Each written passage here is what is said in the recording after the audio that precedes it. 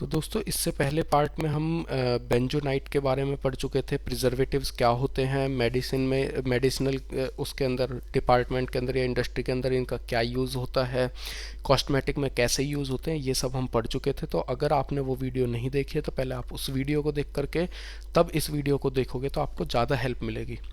तो केओलिन के पढ़ने से पहले हम जो है दो टॉपिक हैं छोटे छोटे, सोडियम बेंजोएट, नाइट्राइट और सल्फाइट, जो बहुत ज़्यादा बार जो डी फार्मा फर्स्ट ईयर में एग्ज़ाम्स में पूछा जा चुका है, तो उसके बारे में एक बार बात कर लेते हैं। सोडियम बेंजोएट जो है मेनली एसिडिक ड्रिंक जैसे कि सोडा या फ्रूट जूसेस हो गए, तो इनके अंदर एंटी माइक्रोबियल प्रिजर्वेटिव की तरह या फ्लेवरिंग एजेंट की तरह यूज़ होता है। सॉफ्ट ड्रिंक के अंदर ये बैक्टीरिया या कोई भी अदर फंगी हो गया, ईस्ट हो गया, इन सब की ग्रोथ को क्या करता है, प्रिवेंट करता है। नेचुरली ये कार्नबेरीज में या प्यूरिन्स में या एप्पल हो गया या कुछ स्पीसीज एप्पल की, उनके अंदर ये पाया जाता है। सोडियम बेंजोएट जो है हमारा एज लुब्रिकेंट की तरह भी यूज़ होता है कुछ मेडिसिन के अंदर। इसके बाद में नाइट्राइट की बात करते हैं तो मेनली हम सोडियम नाइट्राइट और सोडियम नाइट्रेट की बात करते हैं। तो ये भी जो हमारा बेंजोएट का काम है वही सेम हमारा सोडियम नाइट्राइट और सोडियम नाइट्रेट का है कि ये भी बैक्टीरियल ग्रोथ को इनहिबिट करता है। साथ के साथ में ये हमारा लॉन्गचन मीट या फिर अदर जो क्योर्ड मिल्क मीट होती हैं उनके अंदर बैक्टीरियाज को मारने में हेल्प करता है। सोडियम बेंजोएट हमारा लिक्विड मतलब कि सोडा ड्रिंक वगैरह हो गया, इनके अंदर यूज़ होता था। नाइट्राइट सेम काम के लिए यूज़ होता है क्योर्ड मीट में और लॉन्गचन मीट में, है ना। इसके साथ साथ में जो FDA है, फूड एंड ड्रग एजेंसी जो है, वो स्टेट करती है कि जो फूड प्रिजर्वेटिव है उसके अंदर सोडियम नाइट्रेट जो है सेफली केवल 80 ग्राम से ज़्यादा हम उसको ऐड नहीं कर सकते हैं, है ना। सल्फाइट की बात करते हैं तो ये मेनली सल्फर डाइऑक्साइड की तरह हम इसको यूज़ करते हैं। ये भी एक टाइप का सॉल्ट है जो कि वाइडली प्रिजर्वेटिव की तरह क्या करता है, यूज़ किया जाता है। मेनली इसको हम एंटीऑक्सीडेंट प्रॉपर्टी की वजह से इसको यूज़ करते हैं। और ये dried fruit, vegetable, soft drink और एल्कोहलिक बेवरेजेज में इसको हम यूज़ में लेते हैं। तो चलिए दोस्तों केओलिन के बारे में बात करते हैं। केओलिन का सिनोनिम होता है बॉलस, अल्बा या चाइना क्ले या पोर्सिलेन क्ले या फिर वाइट बॉल या अर्गिला, है ना। क्योलिन मेनली हमारी एल्यूमिनियम और सिलिकॉन की ऑक्साइड होती है, जिसके अंदर एल्यूमिनियम की ऑक्साइड 39%, सिलिकॉन की ऑक्साइड 46% और वाटर लगभग हमारा 14% के आसपास में पाया जाता है। अगर फिजिकल प्रॉपर्टीज़ की इसकी मैं बात करूं तो सॉफ्ट होता है, क्ले मटेरियल होता है, पार्टिकल साइज जो है 20 माइक्रोमीटर से बराबर होता है या फिर थोड़ा बहुत ऊपर नीचे हो सकता है। स्लाइटली इसके अंदर प्लास्टिक प्रॉपर्टीज़ पाई जाती हैं। नॉर्मली वाइट होता है कलर में, है ना। सॉपी इन टच, बड़ा ही मुलायम सा होता है टच करने में। और इसका फ्यूज़न पॉइंट जो है वो लगभग 1700 से लेकर के 1800 डिग्री तक होता है। फॉर्मेशन की बात करते हैं तो it is derived from pegmatites और hydrothermal alterations. They may also occur as blanket deposit in extensive area of igneous of metamorphic rocks. Metamorphic जो रॉक्स होती हैं उनके ऊपर जो पतली सी एक लेयर, एक ब्लैंकेट टाइप लेयर होती है जहाँ से हमें क्योलिन मिल सकता है ना। जो असम के अंदर गारो और खासिया और जैंतिया हिल्स जो हैं वहाँ पर ये बहुत ज़्यादा अमाउंट में पाया जाता है। बिहार, महाराष्ट्र, मध्य प्रदेश, दिल्ली और केरला में भी ये मेनली पाया जाता है। केमिकली इसके अंदर जो है केओलिनाइट हो गया, नेक्रीराइट हो गया, डिकीराइट हो गया, एनोक्साइट हो गया और हेलोसाइसाइट हो गया, है ना। तो मेनली हम कह सकते हैं कि इसके अंदर एल्यूमिनियम और सिलिकॉन की ऑक्साइड होती हैं with traces of water, magnesium, calcium and iron.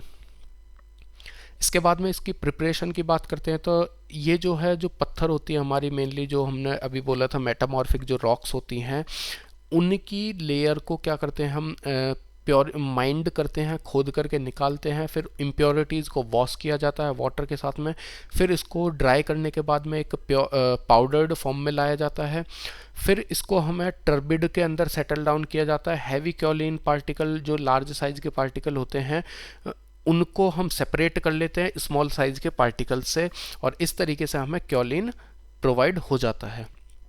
Uses की बात करें तो ये डस्टिंग पाउडर्स में जो हम नॉर्मली पाउडर वगैरह लगाते हैं, पॉल्यूटाइज में कैरियर ऑफ हीट की तरह, फिल्टरिंग एजेंट की तरह, क्लीनिंग एजेंट की तरह भी यूज़ होता है। अगर फाइन मतलब बहुत ही ज़्यादा पिसे हुए क्योलिन की बात करते हैं तो वो एड्जॉर्बेंट की तरह भी यूज़ होता है ना।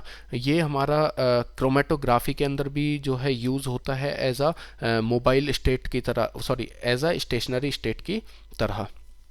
इसके बाद में they are also use in manufacturing of porcelain, pottery, bricks, Portland cement, plaster minerals, electric and heat insulators, clarifying liquids, drying and emollients की को बनाने में भी हमारा जो केओलिन है उसका बड़ा ही यूज़ होता है। इसके बाद में टाल्क पाउडर के बात करने से पहले हम बात करते हैं पैराबीन्स क्या होते हैं। तो पैराबीन्स जो है प्रिजर्वेटिव ही है, जैसे हमने सोडियम बेंजोएट पढ़ा है, नाइट्राइट पढ़ा है, सल्फाइट पढ़ा है। तो पैराबीन्स क्या होते हैं, वो प्रिजर्वेटिव जो हेल्प करते हैं हमें बैक्टीरियल, फंगल या ईस्ट की ग्रोथ से बचाने के लिए। मेनली पैराबीन्स होते क्या हैं, ये डेरिवेटिव्स होते हैं पैरा हाइड्रोक्सी बेंजोइक एसिड के, जिसको हम सॉल्ट में PHBA भी बोलते हैं, जो कि बहुत सारे फ्रूट्स में भी ये पाया जाता है। PHBA वेजिटेबल में भी पाया जाता है, जैसे अगर मैं कुकुम्बर की बात करूँ, चेरीज़ की बात करूँ, गाजर हो गई, ऑनियन हो गई, तो इन सभी के अंदर ये पैराबीन्स पाए जाते हैं। पैराबीन्स के अंदर अगर मैं कैटेगरी की बात करूं तो methyl paraben, ethyl paraben, propyl paraben, isopropyl paraben, isobutyl paraben, ये सभी पाए जाते हैं। और ये पैराबीन्स जो है हमारे मेकअप या मॉइस्चराइज़र या हेयर क्रीम या शेविंग प्रोडक्ट के अंदर यूज़ होते हैं एज अ प्रिजर्वेटिव। इसके बाद हम बात करते हैं टैल्क पाउडर। तो टैल्क होता क्या है, टैल्कम पाउडर का सॉल्ट नेम है या सिनोनिम है, बाथ पाउडर भी बोलते हैं। अब ये जो टैल्क पाउडर है ये हाइड्रस मैग्नीशियम सिलिकेट के मिनरल्स होते हैं, जिसकी केमिकल कंपोजिशन होती है Mg3Si4O10OH की होल ट्वाइस।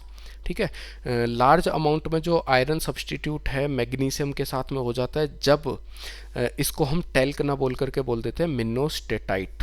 ठीक है जी, जब लार्ज अमाउंट में एल्यूमिनियम आ जाए मैग्नीशियम की जगह तो हम इसको बोल देते हैं पायरोपाइलाइट। ठीक है जी।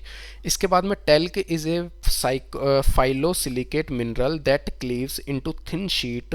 These sheets are held together only by van der Waals bonds which allows them to easily slip past one another. This characteristic is responsible for talc extreme softness, its greasy to soapy feel and its value as a high temperature lubricant। तो मतलब talc जो है हमारा phyllosilicate होता है, जो कि इसके अंदर बड़ी छोटी छोटी लेयर्स होती हैं। इस तरीके से मान लो एक लेयर ये बन गई, इसके ऊपर ये लेयर बन गई, इसके ऊपर ये लेयर बन गई, और इसके अंदर जो है वेंडर वॉल फोर्सेस लगे होते हैं। जो वेंडर वॉल फोर्सेस क्या करते हैं इसको, वैसे ही वेंडर वॉल फोर्सेस की खुद की जो स्ट्रेंथ होती है वो बड़ी वीक होती है, तो ये क्या करते हैं इसको ईजी कर देते हैं कि ये एक दूसरे के ऊपर लेयर्स जो हैं वो स्लिप आउट कर सकें, जिसकी वजह से ये जो है ग्रीसी लगता है और सॉफ्ट लगता है बड़ा छूने में, है ना। इसके साथ में अगर हम बात करते हैं कि ये टैल्क जो है कैसे बनता है, तो जो मेटामॉर्फिक रॉक होती हैं कन्वर्जेंट प्लेट की, उनको क्या करते हैं, जो ओशियनिक कॉन्टिनेंटल में से इन प्लेट्स को हम निकालते हैं, उनको हम फाइन पाउडर में क्या कर देते हैं, कन्वर्ट कर देते हैं। उस कन्वर्टेड पाउडर को मैग्नीशियम और सिलिका के साथ रिएक्ट कराने के बाद डोलोमाइट मार्बल बनता है। एक सेकंड प्रोसेस होती है कि टैल्क फॉर्मेशन की, वो होती है कि हीट और केमिकली एक्टिव फ्लूइड्स जो हैं उनको हम इस तरीके की जो मेटामॉर्फिक रॉक है, जैसे ड्यूनाइट हो गया, सरपेंटाइन हो गया, इनके साथ में रिएक्ट कराते हैं, तो वो एक फाइन पाउडर में कन्वर्ट कर ली जाती हैं, जिसको हम बोल देते हैं टैल्क। इसके बाद में अगर इसके क्रिस्टलाइन स्ट्रक्चर देखें तो ये मोनोक्लिनिक क्रिस्टल होते हैं, जो आपने पढ़े होंगे 12th क्लास में। मोनोक्लिनिक क्या होता है, ट्राइक्लिनिक क्या होता है ना। कलर की बात करें तो ये ग्रीन, वाइट, ग्रे, ब्राउन और कलरलेस भी मिल सकता है। रॉक कैसी होती है, ये मेटामॉर्फिक रॉक होती है। इसके साथ साथ में अगर मैं कहूँ कि इसकी क्लीवेज जो है वो परफेक्ट होती है। परफेक्ट क्लीवेज का मतलब होता है कि इसकी जो वैलेंसी है वो सेटिस्फाइड रहती है, एक बॉन्ड दूसरे बॉन्ड से इजीली अटैच रहता है। हार्डनेस इसकी इतनी ज़्यादा होती नहीं है वेंडरवॉल फोर्सेस की वजह से। स्पेसिफिक ग्रेविटी की बात करें तो लगभग 2.7 होती है। केमिकल कंपोजिशन Mg3Si4O10OH की पावर टैन होती है। जैसे कि हमने कलर बता चुके हैं, तो ट्रांसपेरेंसी जो होती है इसकी, कुछ तो इसके अंदर ट्रांसपेरेंट होते हैं, कुछ इसके अंदर ओपेक भी होते हैं, मतलब जो जिनके आर पार दिखता नहीं है, ऐसे भी होते हैं। इसके बाद में ये बहुत सारे टेल के जो है हम बोल सकते हैं टाइप्स हैं। इन टाइप्स को पढ़ने से पहले हम पढ़ते हैं कि स्वीटनिंग एजेंट क्या होते हैं, इनका क्या क्या यूज़ होता है फार्मास्यूटिकल्स के अंदर। तो स्वीटनिंग एजेंट, जैसा नाम से ही पता चल रहा है कि स्वीटनिंग एजेंट जो है हमारे वो एजेंट जिनको हम शुगर की जगह पे यूज़ करते हैं और प्रिजर्वेटिव की तरह भी यूज़ करते हैं। जैसे शुगर सिरप में हम डेक्सट्रोज शुगर का यूज़ करते हैं, है ना। कफ सिरप के अंदर बोल रहा हूँ मैं कि डेक्सट्रोज शुगर का यूज़ करते हैं हम। तो ये जो स्वीटनिंग एजेंट है ये एज अ प्रिजर्वेटिव की तरह भी यूज़ होते हैं और एज अ फ्लेवरिंग एजेंट की तरह भी यूज़ होते हैं। मेनली दो तरीके के हमारे स्वीटनिंग एजेंट होते हैं।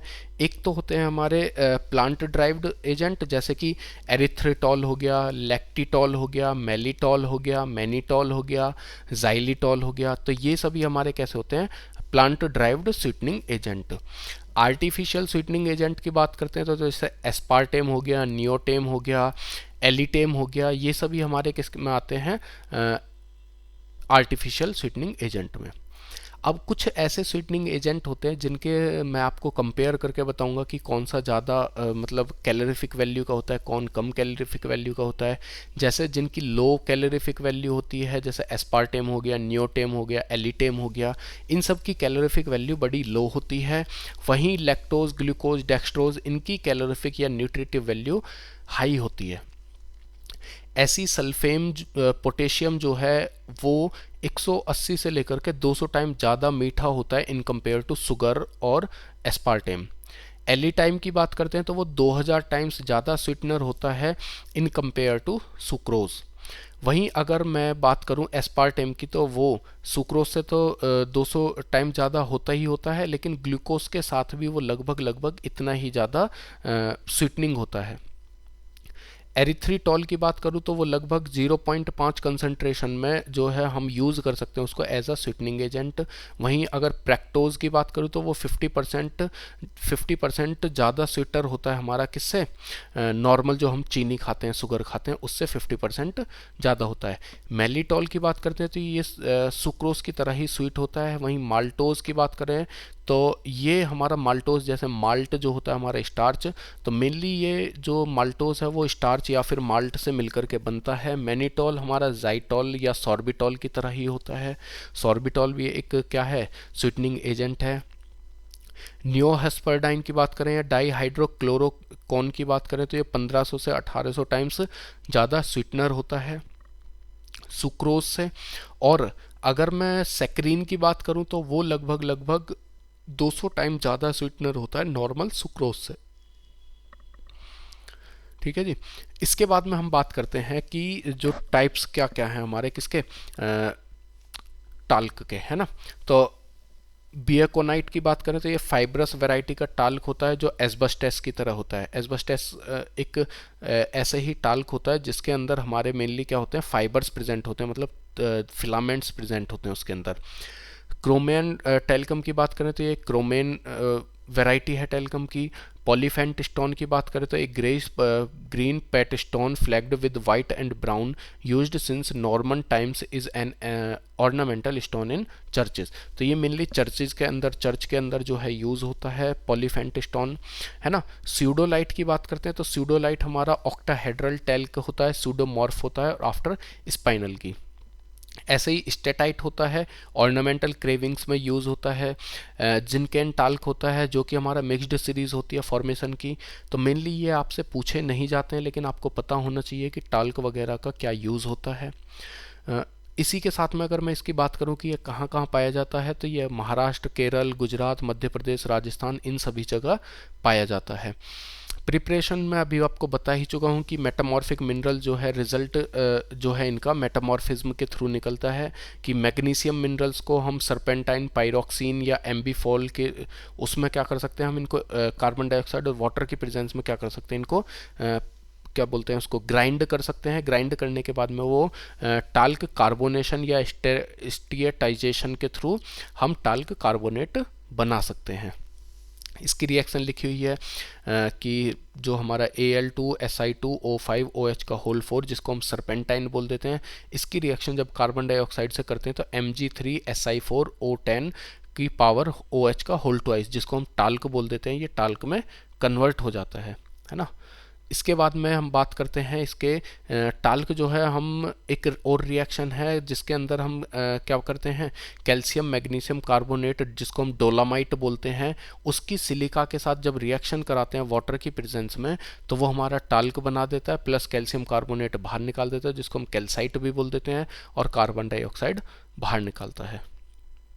इसके बाद में इसके यूजेस की बात करते हैं तो यूजेस में मेनली हमारा जो टाल्क है वो सिरामिक की तरह यूज़ होता है, पेंट में भी यूज़ होता है, लुब्रिकेंट की तरह भी यूज़ होता है, फिलर्स की तरह भी यूज़ होता है पेपर इंडस्ट्री के अंदर, कॉस्मेटिक में भी यूज़ होता है, एंटी परसिपेरेंट्स की तरह भी यूज़ होता है, टाल्क रूफिंग मटेरियल की तरह भी यूज़ होता है, कोटिंग्स में भी यूज़ होता है। अगर फार्माकोलॉजिकली बात करें तो ये ग्लाइडेंट की तरह यूज़ होता है ना।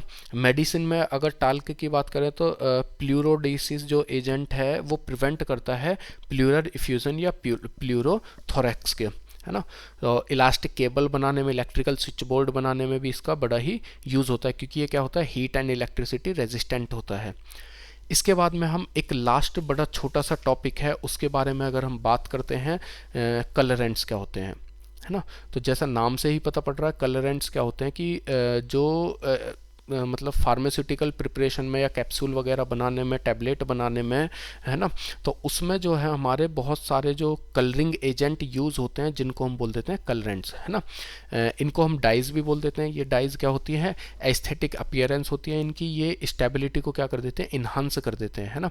तो जो कलरेंट्स हैं हमारे वो अलग अलग तरीके से हमारे यूज़ होते हैं, जैसे कि हम कह सकते हैं ड्रग को अट्रैक्टिव बनाने में यूज़ होते हैं।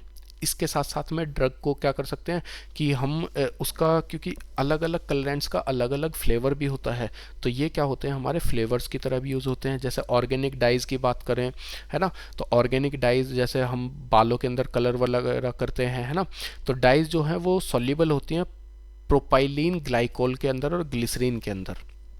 इसी के साथ साथ में जो फिजिकल प्रॉपर्टीज़ है डाइज की, जैसे पार्टिकल साइज हो गया, वेरिएशन हो गया, ग्राइंडिंग में ड्राइंग प्रोसेस हो गया, है ना, तो ये सिग्निफिकेंट रोल अदा करते हैं। जैसा आपने सुना होगा कि मेहंदी को हम जितना घिसते हैं यह उतना ही कलर देती है, तो इसी तरीके से जितनी भी डाइज होती हैं इनको हम जितना फाइन घिसते हैं ये उतना ही अलग अलग तरीके के कलर्स हमें देती हैं। तो dyes solution should be made with mixing medium in stainless steel और ग्लास लाइंड टैंक। तो ये जो सॉल्यूशन है ये स्टेनलेस स्टील में बनाए जा सकते हैं ताकि जो हमारा स्टोरेज जो है, टैंक जो है, वो अपना खुद का कलर उन डाइज के अंदर मिक्स ना कर सके, है ना।